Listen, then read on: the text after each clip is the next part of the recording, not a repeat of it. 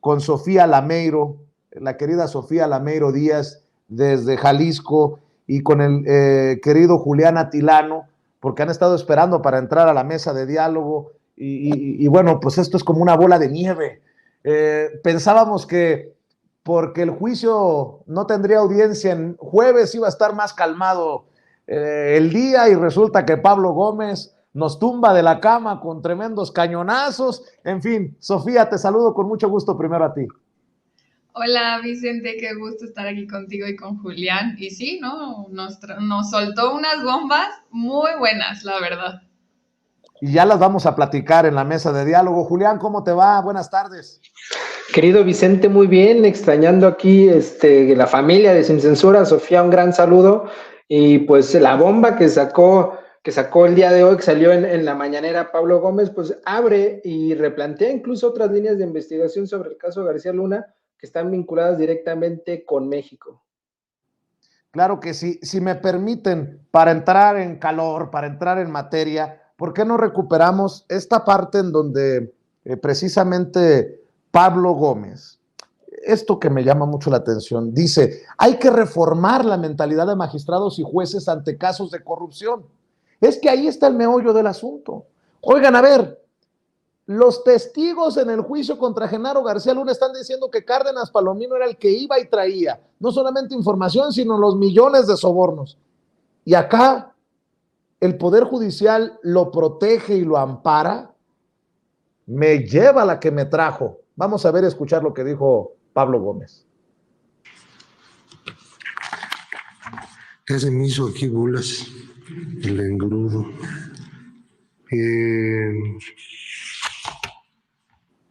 745.879.384 $78.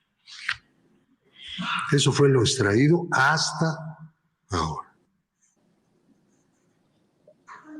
Similares al de Cárdenas Palomino tiene la UIF, ¿y por dónde se tendrían que comenzar a hacer los ajustes, señor Gómez? ¿Ajustes? ¿Los ajustes quién los tendría que hacer? ¿El Congreso, el Poder Judicial? El Congreso ha apoyado y va a seguir apoyando. Yo espero que este periodo de sesiones, yo ya conversé, me reuní con la senadora Olga Sánchez Cordero, que es la presidenta de la Comisión de Justicia. Hay un dictamen para elevar la calidad de la inteligencia financiera, como nos lo está pidiendo el grupo de acción financiera que se llama GAFI, que es una entidad normativa internacional de la cual nosotros formamos parte.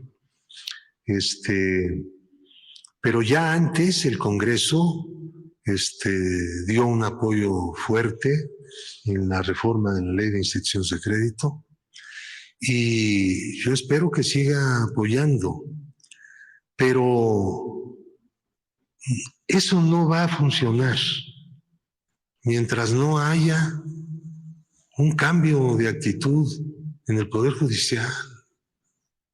Es la verdad. Sinceramente lo digo.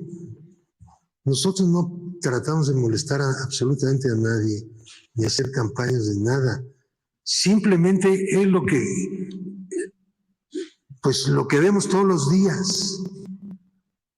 ¿Cuántas personas salvan la situación? Porque un juez sencillamente le da la palomazo y vamos. Se acaba de hacer una reforma al Poder Judicial.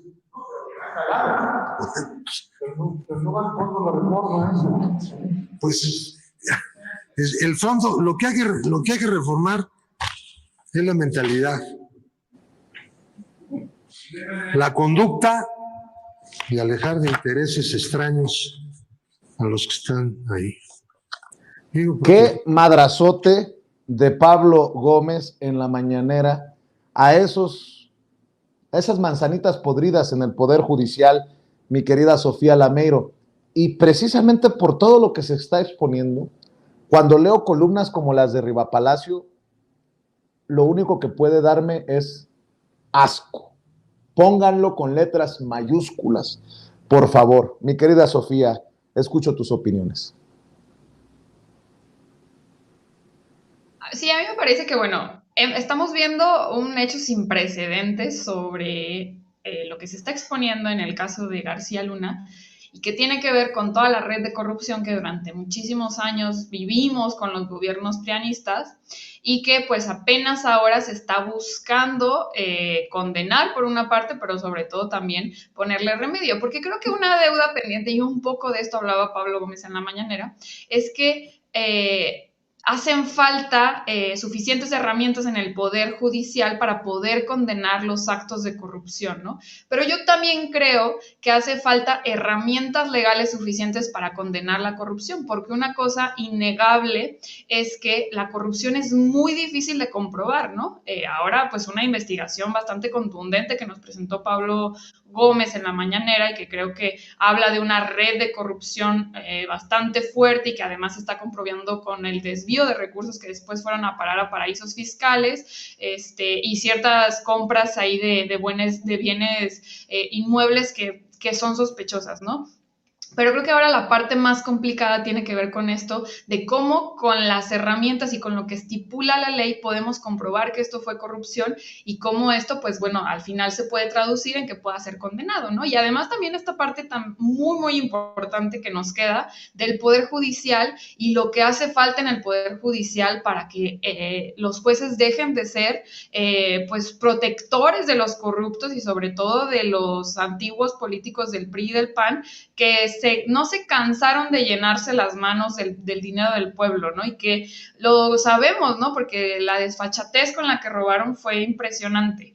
Y que sí es cierto que es una de las deudas pendientes de la Suprema Corte de Justicia y sobre todo del Consejo de la Judicatura Federal, que no se ha esforzado lo suficiente por revisar a todos los jueces que están pues dando amparos, que están pues exonerando a cualquier político de diferentes calañas y que al final pues entorpecen los procesos de justicia y que nos imposibilitan en avanzar en este proceso de justicia que necesitamos y que queremos para que pues obviamente se condene lo que se hizo en el pasado, pero también no se vuelva a repetir, ¿no? Que eso es una de las partes también más importantes y que creo que mucha de la población espera, ¿no? O sea que pues bueno, lo hicieron, vamos a buscar las formas en las que vamos a demandarlos, a comprobar todo el mal que hicieron, pero también queremos asegurar que no vuelva a suceder, ¿no? Y a pesar de que pudiéramos hacer todas las modificaciones legales pertinentes, si no hay un cambio, como decía Pablo Gómez, si no hay un cambio en que el Poder Judicial esté actuando de manera adecuada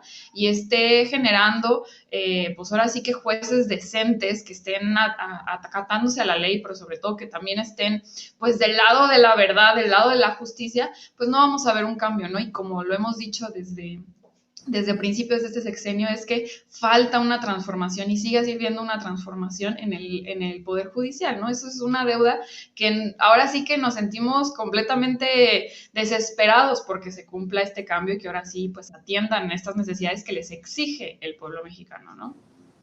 Y mientras esto se exhibe, se denuncia, en la oposición le andan aplaudiendo a Norma Piña, a la ministra presidenta de la Suprema Corte de Justicia de la Nación, porque no se paró para rendirle pleitesía al presidente Andrés Manuel López Obrador.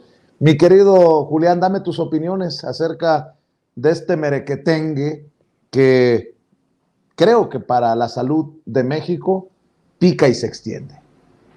Así es.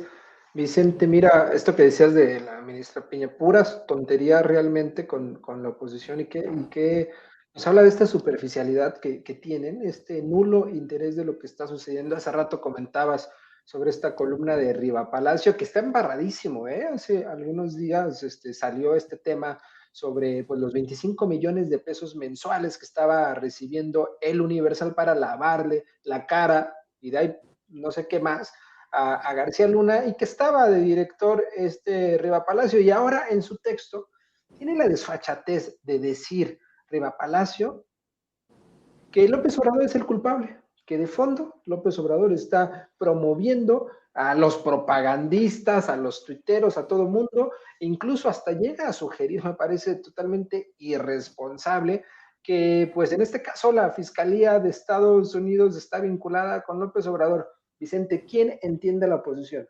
Por un lado, ahora que vino Biden, estaba diciendo la oposición que Biden iba a regañar a López Obrador, y ahora están diciendo que López Obrador tiene la influencia para llegar e incidir en la Fiscalía de Estados Unidos. Vamos, ¿qué es lo que está pasando? Y lo que es peor, de fondo hay un tema no solo de corrupción, también hay un tema de violencia en México, la violencia que hoy vive México y lleva varios años, ya más de una década, que comenzó con Felipe Calderón, se debe a relación, vínculo que hubo entre el cártel de Sinaloa, entre el Chapo y el gobierno de México. Ese es el foco, eso es lo esencial, y sale Riva Palacio a decir que López Obrador tiene la culpa, es decir, tratan de desviar la atención y decir que es López Obrador. No nos engañan, lo que está sucediendo es realmente muy, pues ni siquiera complicado, es muy delicado lo que estamos viendo, y lo que saca hoy Pablo Gómez, pues nos habla de este esquema de corrupción del régimen neoliberal.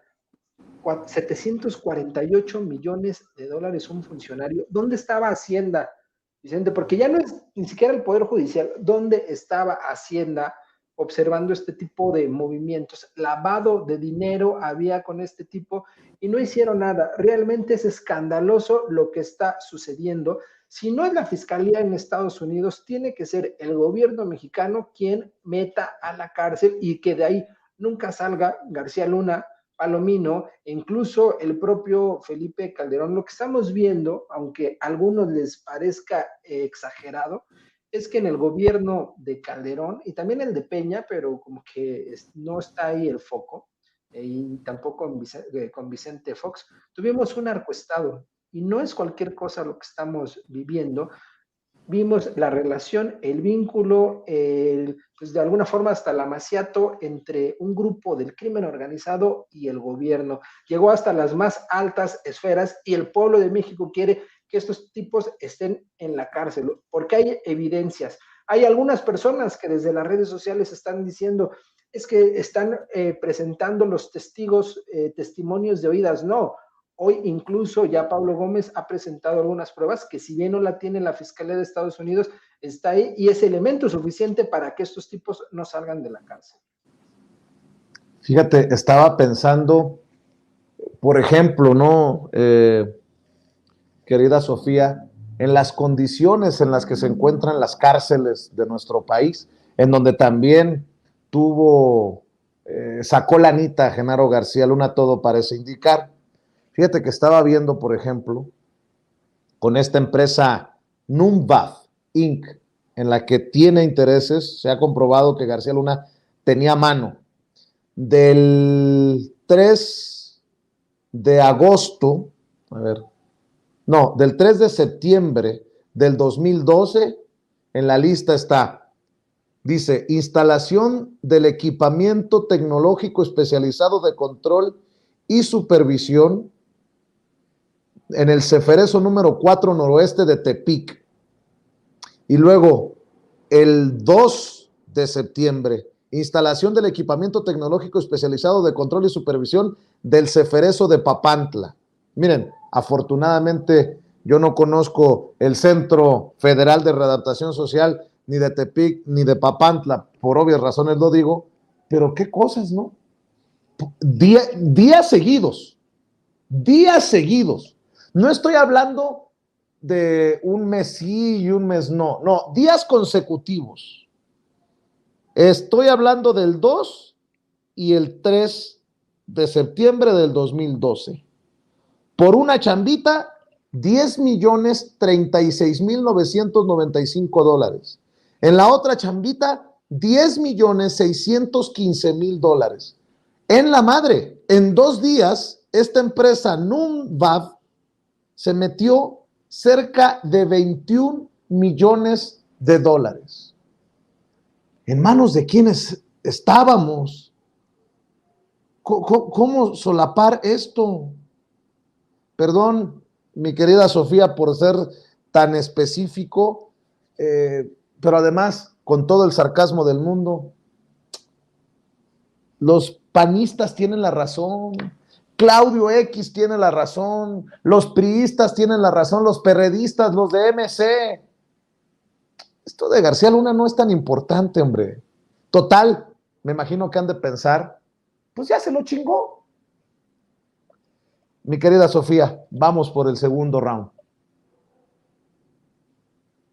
Sí, es impresionante la forma en la que robaban en los sexenios pasados, ¿no? Creo que al día de hoy no podemos dimensionar el grado en el que se robó durante muchísimos años bajo las administraciones priistas y las administraciones panistas, ¿no? Incluso, por ejemplo, ahora que mencionabas el tema de las cárceles, el presidente ha hablado muchas veces de cómo estaban las cárceles, que estaban en condiciones bastante malas, pero sobre todo que estaban subcontratadas empresas para administrar las cárceles, es decir, se estaba privatizando incluso el sistema penitenciario mexicano, lo cual es gravísimo porque nos estaba acercando muchísimo a tener un sistema penitenciario muy parecido al de Estados Unidos, que actualmente enfrenta una crisis bastante grande porque, pues bueno, algo que también pasaba aquí, ¿no? Pero que es el tema de que se encarcelaba a quienes eran más pobres, ¿no? Por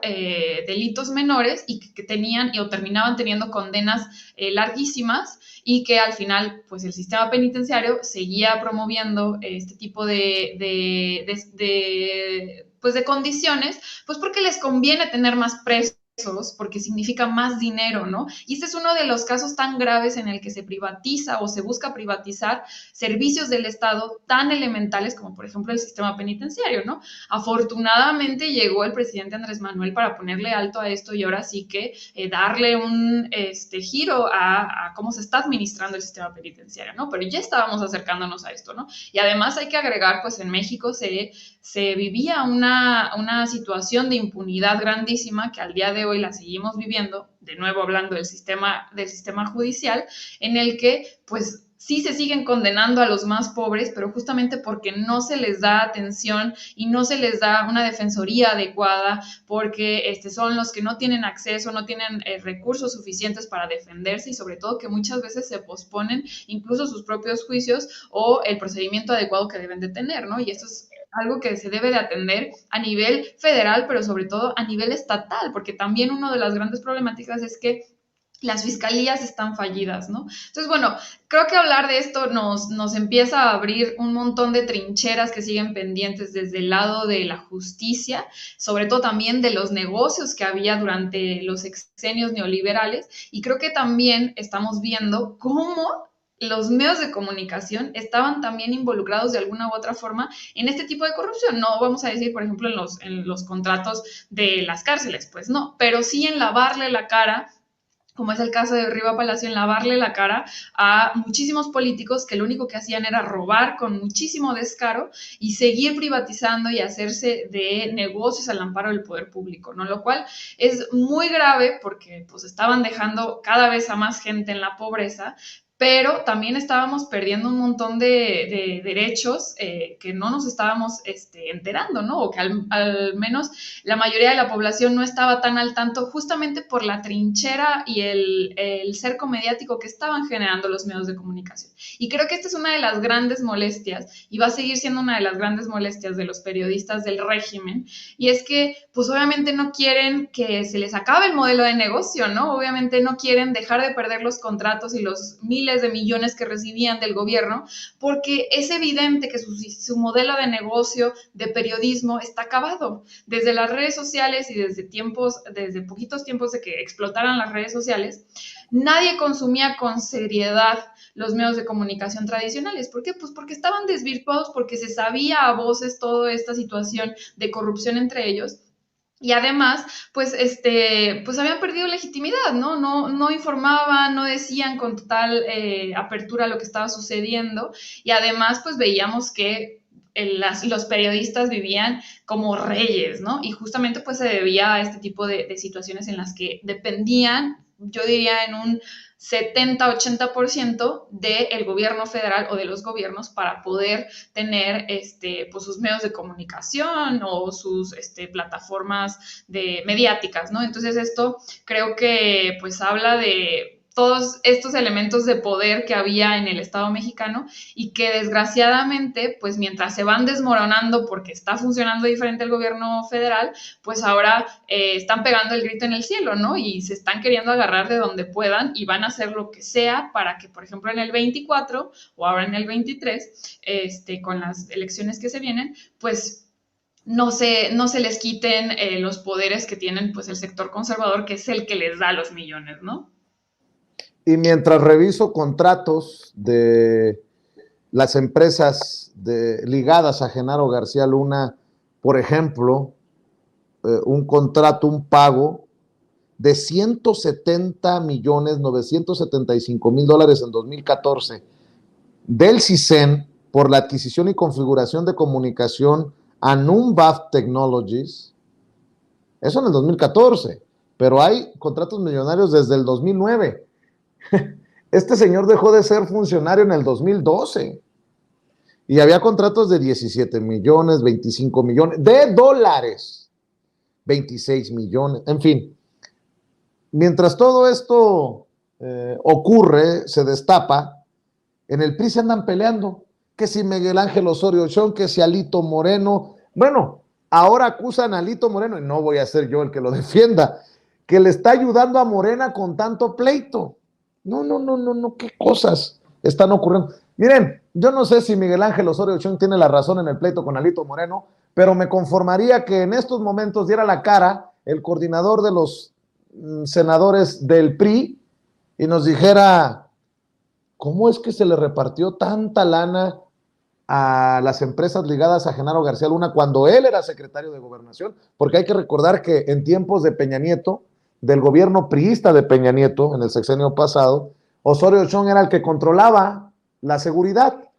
Creo que por ahí deberíamos de empezar, mi querido Julián Atilano. Totalmente, Vicente. Hace rato que comentaba sobre este contrato, recordemos que el extinto CISEN pertenecía a Gobernación y en Gobernación estaba Osorio Chong, más de 170 millones de dólares para un contrato. ¿A cuántas personas no les salpicó ese dinero, esa corrupción? Sí es muy escandaloso, Vicente, eso que sucedió. Y otra cosa paralela es que viendo también estos documentos que presentó Pablo Gómez y hace rato que comentabas, pues es tecnología de espionaje, ¿eh? Lo que vendía como pues corrupto, delincuente que es García Luna, puro espionaje estaba vendiendo. Incluso ya vimos que a un exgobernador también le estaba ofreciendo este sistema de Pegasus.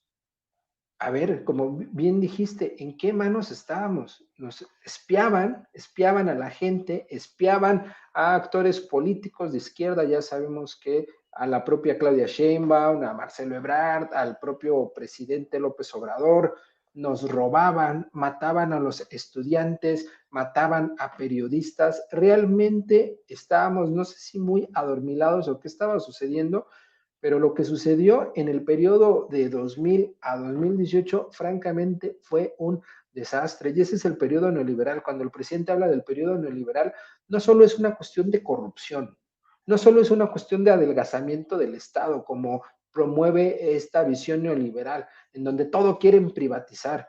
Inundaron las calles de sangre y lo que es peor, nos estaban matando a los civiles, a las personas que pues, no estaban tampoco involucradas en ese asunto y además estaban enriqueciendo. México es tan grande, México tiene tantos recursos que incluso a pesar de todo esto seguimos y no solo eso, dimos la vuelta a esta situación con el triunfo de 2018. Hay que investigar lo que está sucediendo, Vicente, qué bueno que hace rato comentabas con los amigos de Contralínea, abrir la cloaca, no solo respecto a lo que presentó Pablo Gómez, sino desde el periodismo independiente, como es ese espacio, como es Contralínea, como es el magnífico trabajo de Nancy Flores, y ver lo que estaba sucediendo, hacer periodismo de investigación.